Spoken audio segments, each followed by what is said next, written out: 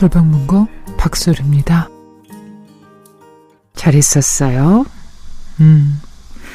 코로나 시기이긴 하지만 지난 휴가철도 있었고 또 연휴도 있었는데 여러분은 쉬는 시간에 뭐 하면서 보내시나요? 취미가 있으신가요? 저는 예전에는 진짜 취미라고 할 만했었어요. 영화관에 가서 영화 보는 거. 요즘은 뭐 TV로도 볼 수 있고 또 폰으로도 볼 수 있는 세상이기는 한데 그 영화관 안에 들어가서 오롯이 그 이야기에 빠질 수 있는 그것이 진정한 영화 감상법이다 이렇게 주장하는 저로서는 영화관에 가서 영화를 보는 게 제일 좋다고 생각하는 사람이거든요. 근데 요즘은 통 못 가보네요. 지금 소개해드릴 책의 소재가 바로 취미입니다. 제목은 아무튼 뜨개. 제목에서 바로 알 수 있겠죠. 작가는 취미가 뜨개랍니다. 설아미 작가의 글입니다. 원래는 번역하신다고 하네요. 요즘은 취미로 식물을 키우시는 분들도 많고 서점 가면 그 가든에 대한 책들이 굉장히 많이 쏟아져 나와 있더라고요. 그리고 자전거 타시는 분들도 많고 머리부터 발끝까지 완벽하게 장비를 갖추고 타시는 분들이 옛날보다는 굉장히 많이 눈에 띕니다. 그리고 뭐 인형이나 피규어 이런 거 모으시는 분들도 많고 설아미 작가는 단언컨대 내 인생을 바꾼 건 책이 아니라 뜨개다 이렇게 뒤에 쓰셨어요. 은둔형 번역가의 광활한 뜨개 우주 표류기.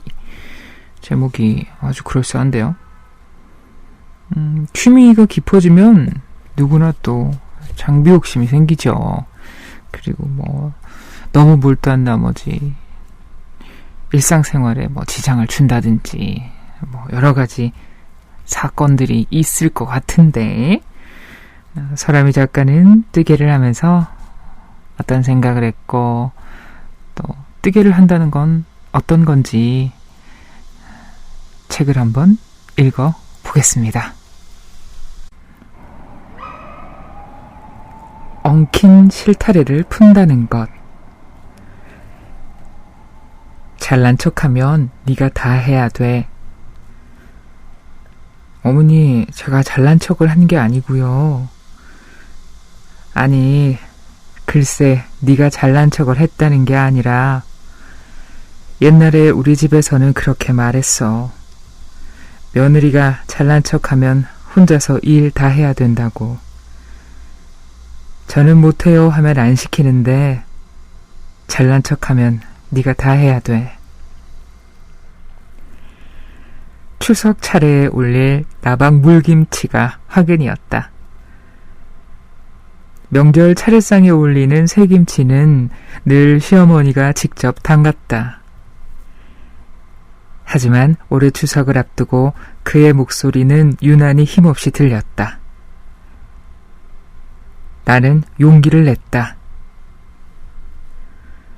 어머니, 추석 물김치 제가 한번 해볼게요. 날짜에 맞춰 물김치를 담가 김치 냉장고에 국거리를 쓰게 남기라고 주문한 쪽파와 무도 각각 냉동고와 냉장고에 넣어놓고 왔다.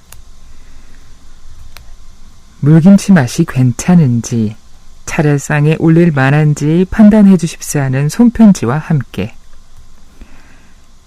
그리고 답을 들으러 올라갔을 때 돌아온 대답은 잘난 척하면 네가 다 해야 되었다. 엉킨 실타래를 푼다는 말을 우리는 비유적으로 쓴다.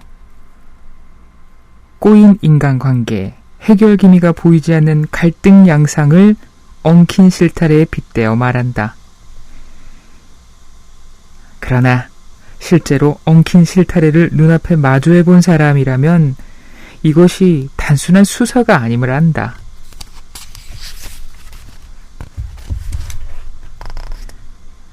토요일 오후 3시. 나는 책상 가득 엉킨 실을 늘어놓고 씨름하는 중이었다. 참사가 벌어진 원인은 스웨터를 뜨다 중간에 코가 빠진 것을 뒤늦게 발견하고 풀기로 결정했기 때문이다. 푼 실을 그때그때 정리하지 않고 신나게 풀기만 하면 어떤 결과를 맞이하는지 풀 때는 미처 알지 못했다. 한 코 한 코 가지런히 모여 스웨터를 이루던 아름다운 모습은 온데간데 없고 바닥에는 도저히 손댈 수 없을 것 같은 카오스 한 뭉치만 덩그러니 남아있었다. 풀 때 느꼈던 카타르시스의 몇 곱절은 되는 스트레스가 목덜미부터 뻐근하게 올라왔다. 애초에 푸는 틈틈이 엉긴 곳이 없는지 잠깐이라도 살펴가며 또는 엉키지 않도록 어딘가에 감아가며 풀었더라면 이런 일은 없었을 것이다. 하지만 뜨던 스웨터를 풀어본 건 그때가 처음이었고 처음 해본 일들은 대개 생각지 못한 결말을 안겨준다. 나는 나박 물김치를 처음 담가봤다. 시어머니의 안위를 위해 시작한 일이었지만 돌아온 건 잘난 척이라는 수사였다. 그런 식의 대화는 처음이 아니었다. 내가 번 돈을 콩나물 값이라 부르거나 그 약간의 소득에도 세금이 붙느냐 묻고 내가 낸 책을 두고 이런 책을 누가 보느냐고 말하던 시어머니의 난폭한 말투는 아무리 들어도 익숙해지지 않았다. 그런 말을 참을 수 없게 된 어느 시점부터 나는 시어머니와의 만남을 줄였지만 그의 냉소는 우리가 만나는 횟수와 반비례해 커졌다.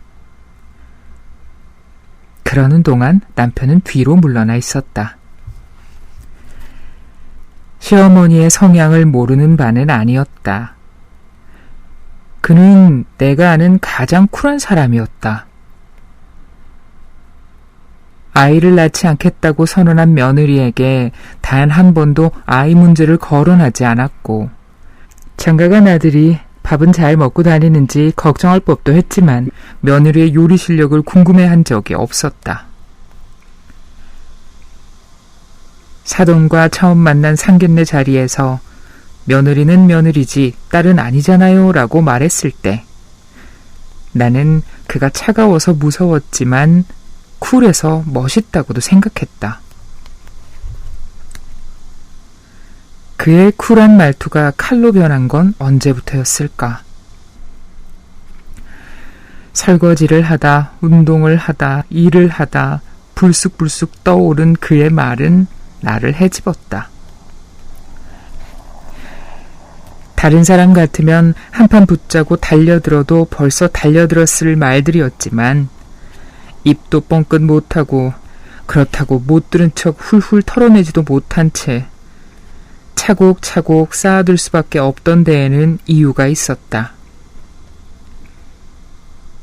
시어머니는 이 말을 자주 했다. 나는 며느리한테 절대 일 안 시켜. 사실이었다.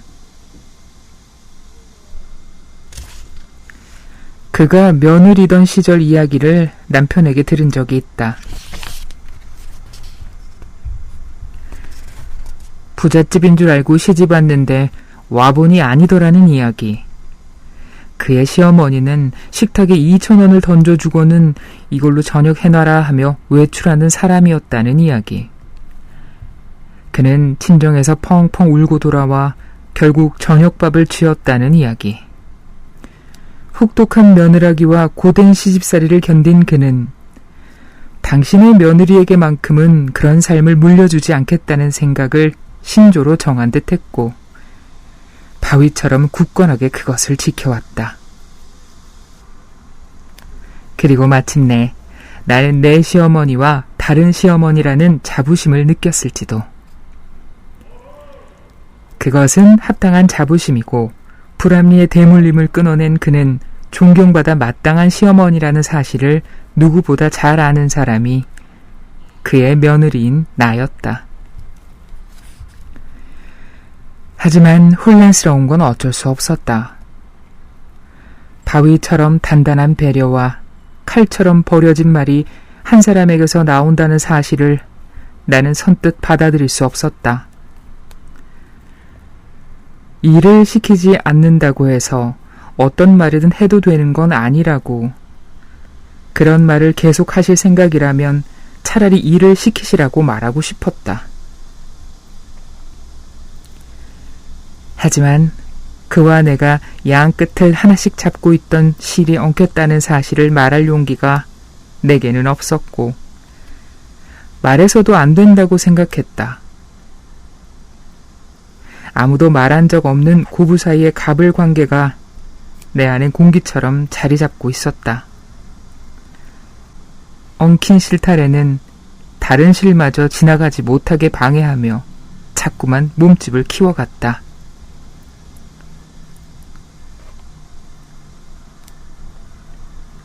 엉킨 실을 풀다 보니 요령이 생긴 것도 같았다.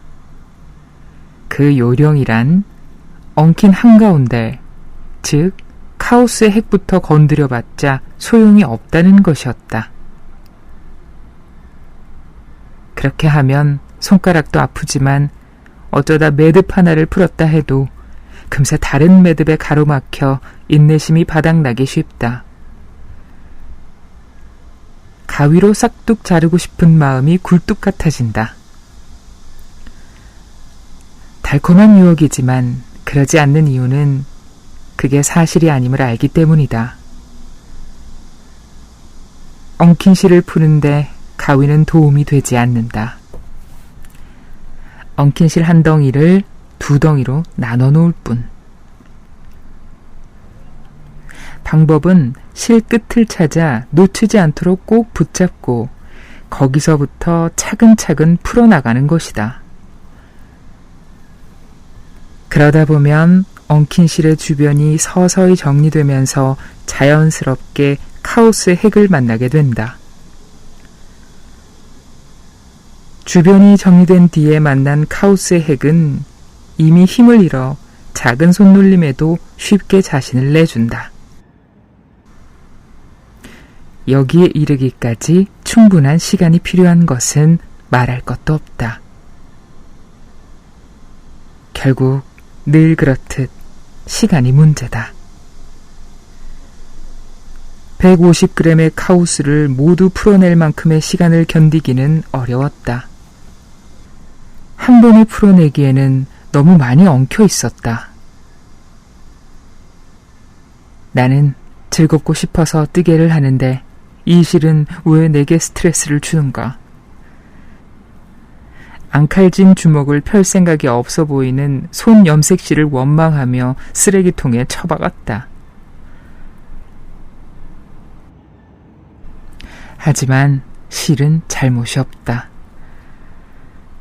이 모든 것은 엉킨 실타래를 마주한 내 마음이 만들어낸 감정이다.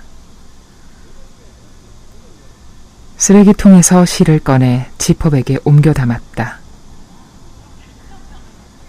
버리지는 말자. 오늘은 오늘 몫의 뜨개를 하자. 언젠가 문득 떠오르면 그때 다시 풀어보자 생각하며. 마침 읽고 있던 정혜신 박사의 책에서 비슷한 맥락의 글이 눈에 들어왔다. 세월호 특별법 서명을 받던 현장에서 한 무리의 노인들이 집기를 부수고 유가족에게 욕을 퍼붓는 일이 있었다고 한다. 난폭한 소동이 끝난 후 저자는 그중 한 노인과 대화를 나누게 됐다. 뜻밖에도 그녀의 첫 질문은 왜 그러셨어요가 아니라 고향이 어디세요였다. 그렇게 대화를 시작한 노인은 사별한 아내 이야기부터 자신에게 무관심한 가족 이야기까지 황량하기만 한 그의 삶을 털어놓았고, 듣던 저자는 이따금 눈시울을 붉혔다. 노인은 이야기를 마무리하며 이렇게 말했다. 내가 아까 유가족한테 욕한 건 좀 부끄럽지. 이 이야기 끝에 정혜신 박사는 이렇게 덧붙였다. 소동에 관한 이야기 자체만으로는 소동에 관한 진짜 이야기를 할 수 없다. 싸우려는 게 목적이 아니라면.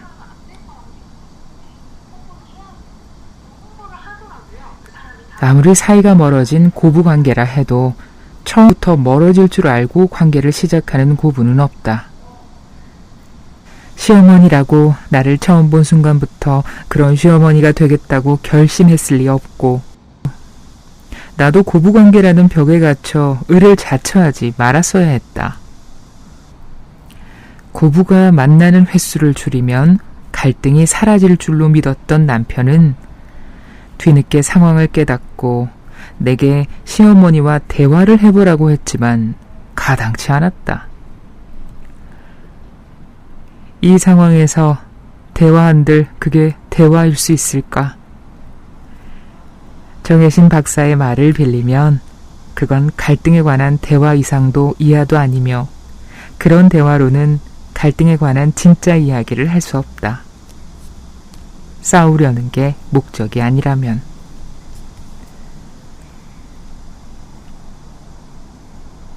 하지만 추석이 끝나고 2달이 지난 12월의 어느 날, 나는 끝내 시어머니와 마주 앉았다.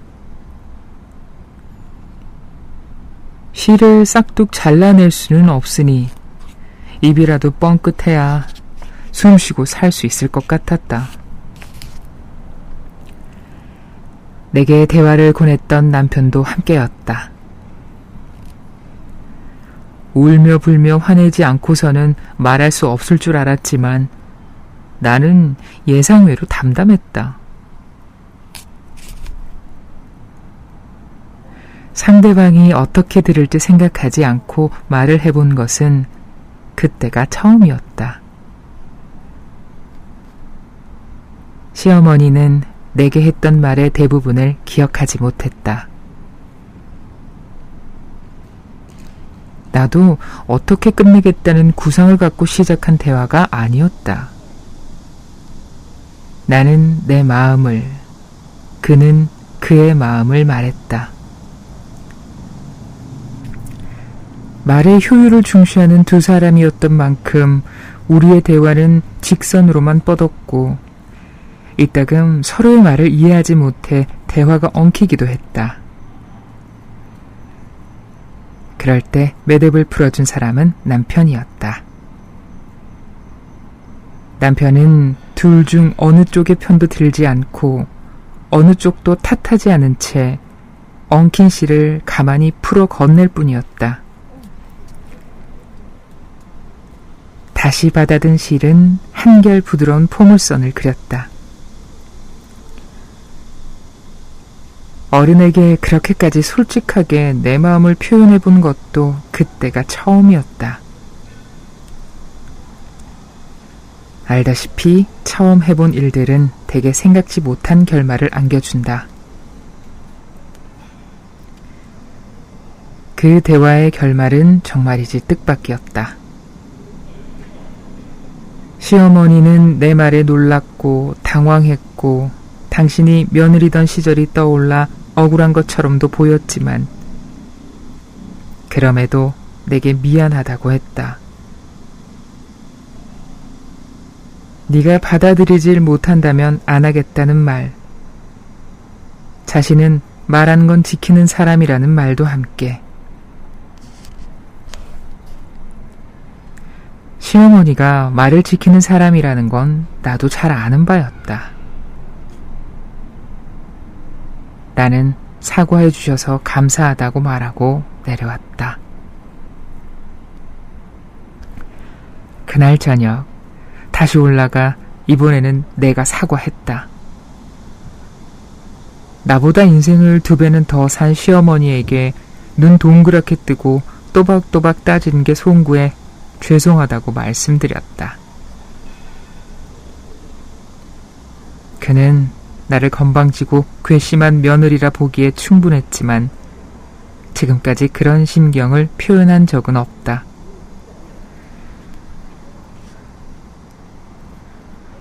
지퍼백에 담은 손 염색실은 여전히 서랍 안에 잠들어 있다. 그런 실도 있다. 뜨개는 따뜻하고 아름답지만 풀지 못한 실로는 뜨개를 할 수 없다. 풀어낸 척 해봤자 얼마 뜨지 못하고 카오스를 만날 테니까. 그런 실로 하는 뜨개는 흉내일 뿐이고 누구도 행복하게 하지 못한다. 더는 예쁘지도 부드럽지도 않지만 내 소란했던 마음을 고스란히 안고 잠든 실. 그런 실이 있다. 그 곁에 나와 함께 엉킨 실을 풀어보자고 말하는 사람이 있다. 네, 낭독을 들으셨습니다. 오우, 뜨개 해봐야겠는데요? 그런 생각이 들었어요. 취미 생활의 좋은 점 여기 있었네요. 작은 현상에서 큰 깨우침을 얻어내고 좋습니다. 자기가 직업으로 해야 되는 일에서보다 취미에서 비교적 이런 깨달음을 많이 얻을 수 있는 건 아마 내가 좋아하는 일이라서 마음이 활짝 열려 있어서 아닐까 그런 생각을 하게 되네요. 엉킨 실타래로 고민하는 건 우리가 작던 크던 늘 접하는 상황인데 잘 기억해 놔야겠어요.